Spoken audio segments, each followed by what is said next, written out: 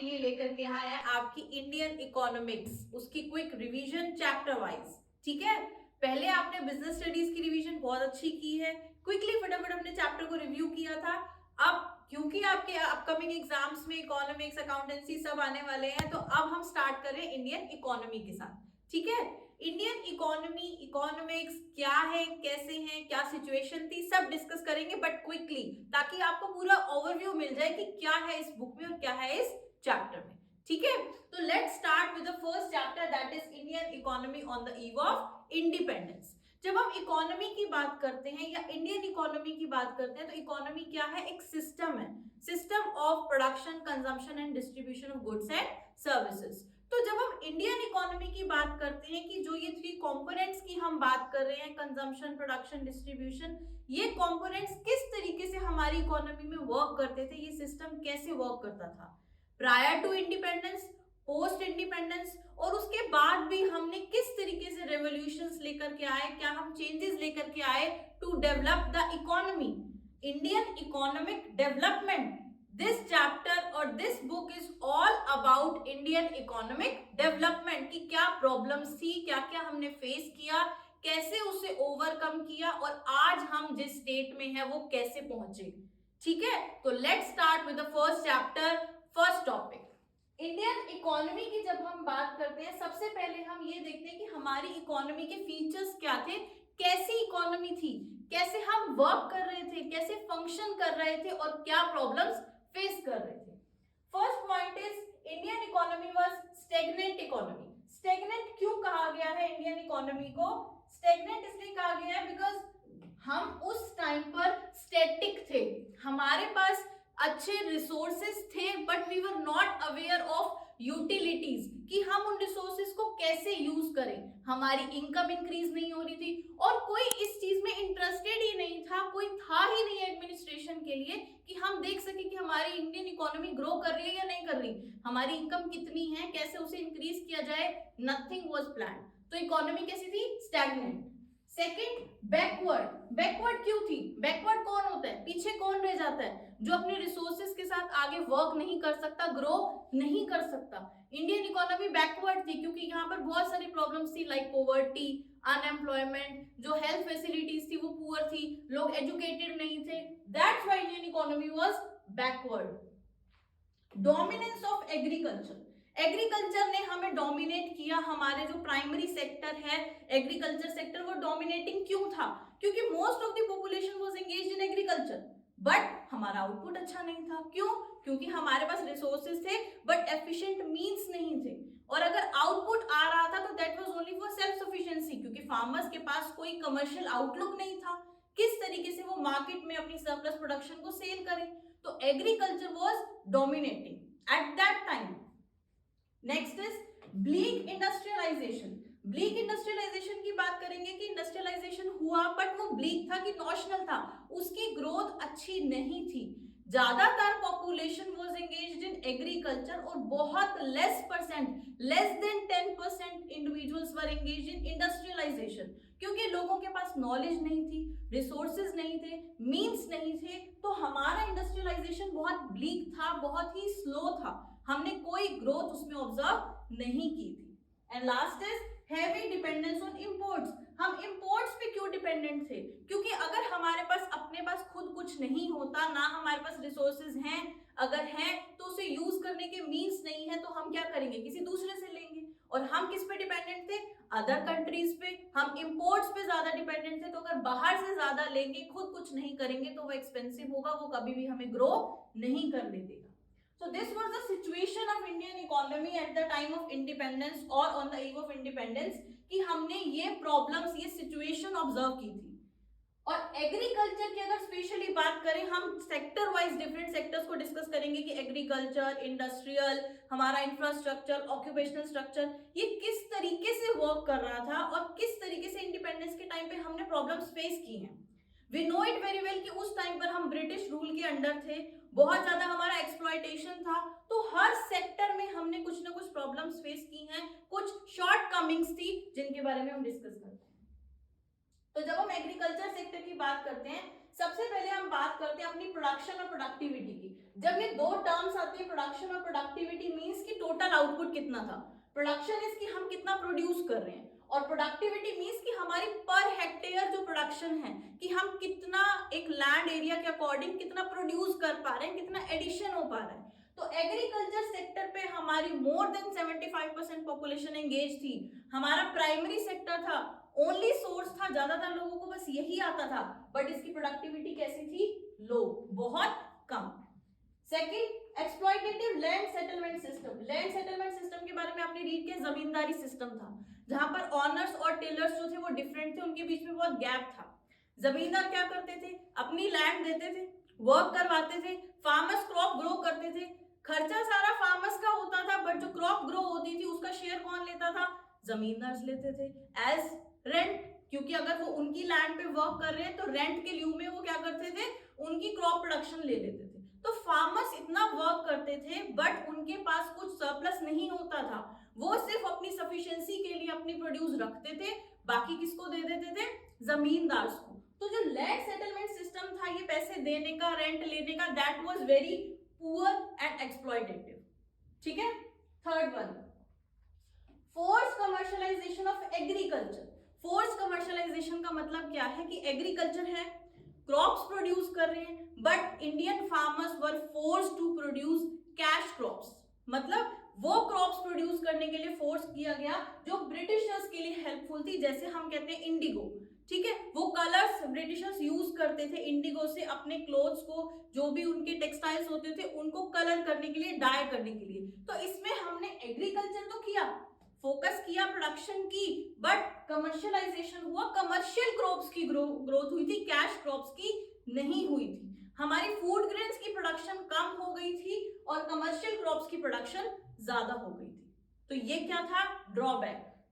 Next, lack of investment in agriculture infrastructure. अब infrastructure में हमें क्या चाहिए होता है? रिसोर्सेज, हमारे पिलर्स जिसके बेसिस पे हम वर्क करते हैं, वो हमारी इन्वेस्टमेंट बहुत कम थी, क्योंकि ब्रिटिशर्स जो फोकस कर रहे थे, जो भी वो रेलवेज इंट्रोड्यूस कर रहे थे, कम्युनिकेशन पोर्ट्स थे, ट्रांसपोर्टेशन था, that was only for their growth और देयर बेनिफिट। उन्होंने हमारे बेनिफिट के बारे में कभी नहीं सोचा था।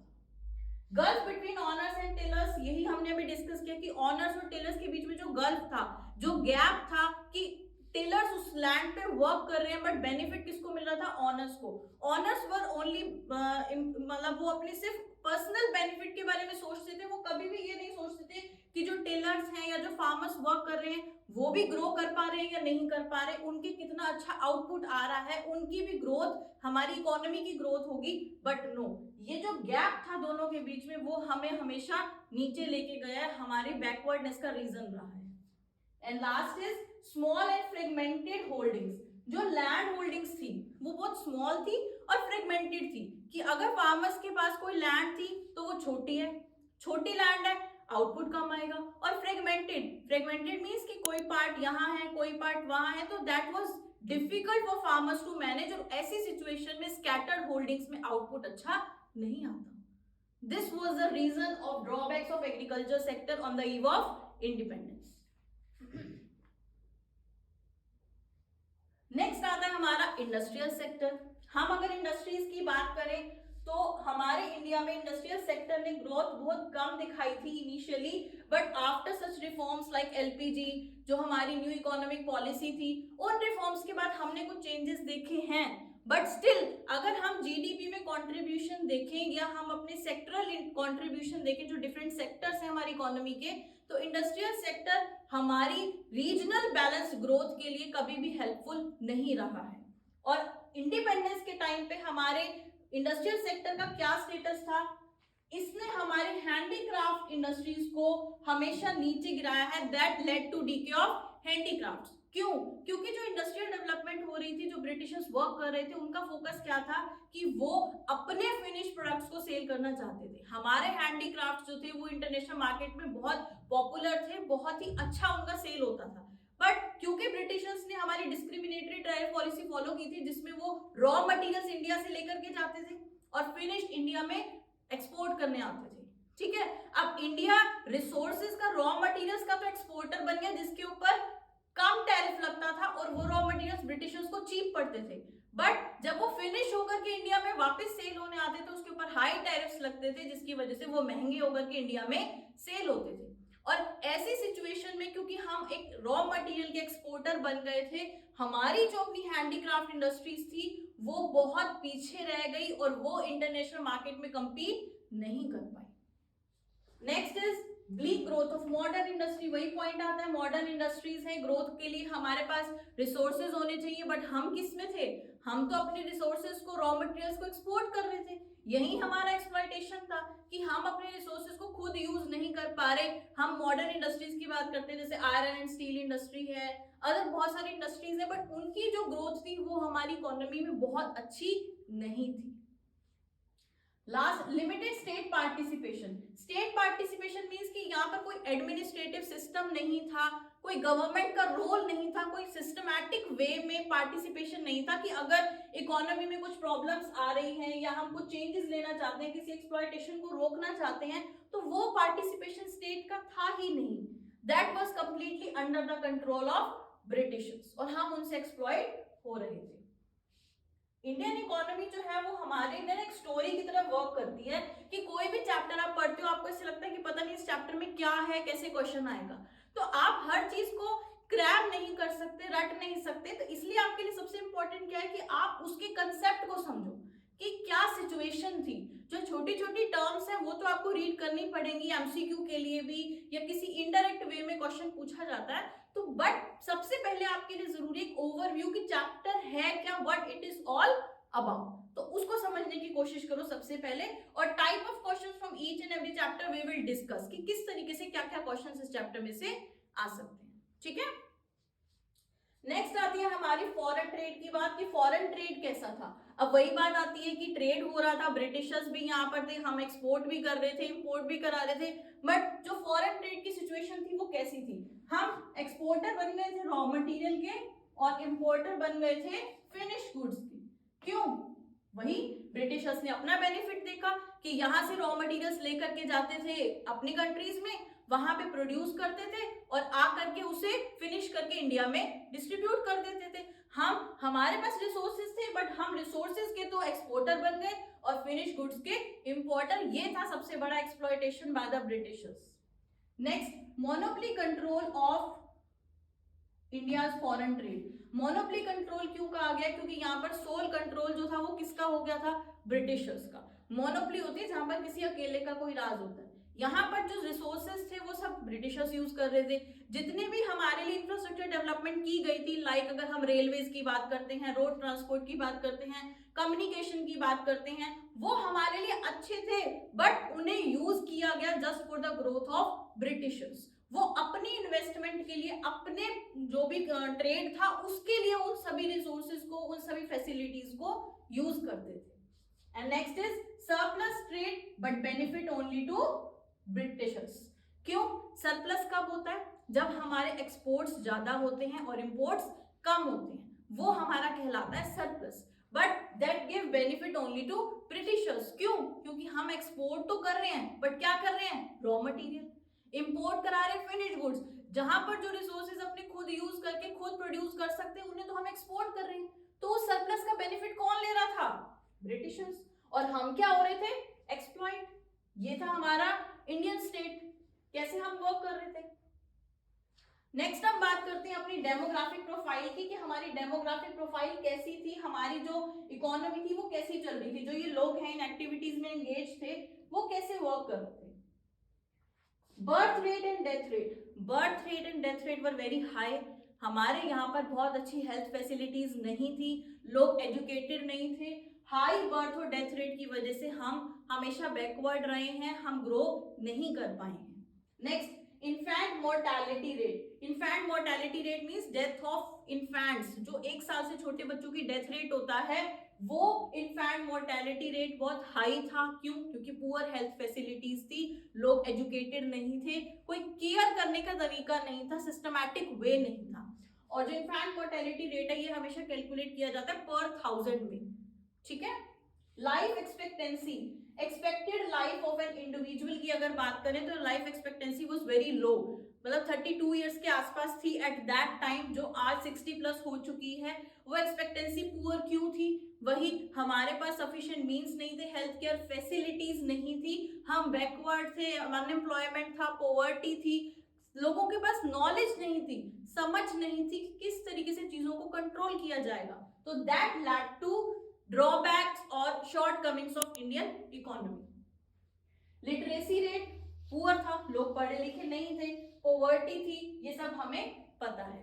नेक्स्ट हमारा आता है ऑक्यूपेशनल स्ट्रक्चर। अगर हम इंडियन ऑक्यूपेशन की बात करें, हमने ये हमेशा डिस्कस किया है कि 70% से ज्यादा population, more than 70% population was engaged in agriculture. ये हमारी प्राइमरी एक्टिविटी थी, बट इसका जो कंट्रीब्यूशन था जो जीडीपी में था वो बहुत लो था। क्यों? क्योंकि एग्रीकल्चर या तो सिर्फ सेल्फ सफिशिएंसी के लिए किया जाता था, या फिर ब्रिटिशर्स को हम उनके कमर्शियल क्रॉप्स देते थे। हम अपनी कोई मार्केट नहीं थी जहां पर कमर्शियल क्रॉप्स को या किसी अच्छी क्रॉप्स को, सरप्लस को सेल करके मनी अर्न कर सके। कोई बेनिफिट फार्मर्स को नहीं मिलता था। दैट्स व्हाई हमारा जो प्राइमरी सेक्टर था, प्राइमरी ऑक्यूपेशन था, वो हमारे लिए बेनिफिशियल नहीं रहा। सेकेंड, अगर हम बात करते हैं इंडस्ट्री की, कि इंडस्ट्रियल ग्रोथ हुई, बट अगर हम इंडस्ट्रियल ग्रोथ की बात करते हैं तो हमारे हैंडीक्राफ्ट को बहुत ज्यादा नुकसान पहुंचा था, जो हमारे लिए सबसे इंपॉर्टेंट था और जिसमें हम कंफर्टेबल थे, क्योंकि most of the population was engaged in that activity. अब रिसोर्सेज इंडिया से जा रहे हैं, वहां से अदर टेक्निकल जो गुड्स थे वो आ रहे हैं, हम टेक्निक्स भी ला रहे हैं, रिसोर्सेज भी ला रहे हैं, वर्क कर रहे हैं, बट इंडस्ट्रियल ग्रोथ जो थी वो बहुत ब्लीक थी, बहुत अच्छी नहीं थी। हमारे अगर हम रीजनल वेरिएशन देखेंगे, different parts of the countries में हमने कैसे ग्रोथ करी, तो हमारी कंट्री में विलेजेस ज्यादा थी, लोग रूरल एरियाज में ज्यादा रहते थे, तो हमारी इकोनॉमी की ओवरऑल ग्रोथ में इंडस्ट्री ने बहुत कम रोल प्ले किया। And last is insignificant transition from agriculture to industry, की पॉपुलेशन हमारी एक्सट्रैक्शन और फर्स्ट जो प्राइमरी अपनी ऑक्यूपेशन है उससे इंडस्ट्री की तरफ आई, सेकेंडरी सेक्टर में आई, बट यहाँ पर जो ट्रांजिशन था वो इनसिग्निफिकेंट था, क्योंकि इसका बेनिफिट कौन ले रहा था? ब्रिटिशर्स। हमें इसका अच्छा बेनिफिट नहीं मिल रहा था। नेक्स्ट आता है हमारा इंफ्रास्ट्रक्चर। इंफ्रास्ट्रक्चर में हम बात करते हैं हमारे रोड्स, रेलवेज, कम्युनिकेशन।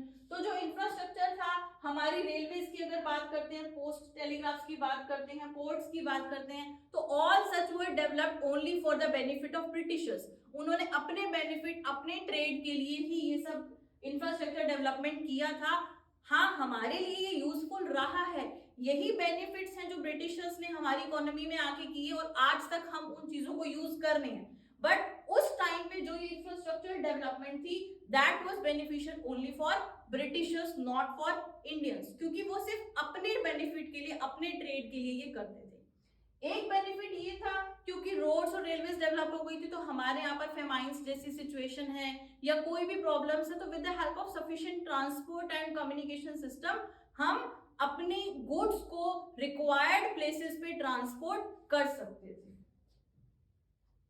लास्ट आता है हमारा positive impact of British rule, कि अभी तक हमने सिर्फ ड्रॉबैक्स की बात की कि उन्होंने हमें परेशान किया, हमारे लिए एक नेगेटिव सिचुएशन क्रिएट की, हमें डोमिनेट किया, but because of the changes that were introduced by the Britishers, हमें फार्मर्स को कमर्शियल आउटलुक मिला कि वो कमर्शियल क्रॉप्स ग्रो करके उसे मार्केट में सेल करके पैसे कमा सकते हैं, एम्प्लॉयमेंट अपॉर्चुनिटीज मिली, रेलवेज, रोडवेज, अगर पोर्ट्स, टेलीग्राफ सब हमारे अरेंज हो रहे हैं, मीन्स आ रहे हैं, तो एम्प्लॉयमेंट अपॉर्चुनिटीज तो हमारी इकोनॉमी में भी जनरेट होंगी। फेमाइंस को कंट्रोल किया, क्योंकि जहां पर जो चीज रिक्वायर्ड थी, हम अब सफिशिएंट मींस की हेल्प से गुड्स को ट्रांसपोर्ट कर पा रहे थे। मॉनेटरी सिस्टम आ गया, पहले कोई सिस्टम नहीं था। मनी कौन लेके आया? ब्रिटिशर्स लेके आए थे। अगर आज मनी नहीं होता तो हम आज भी एक्सप्लॉइट हो रहे होते, हमारे पास कोई कॉमन मीडियम ना होता।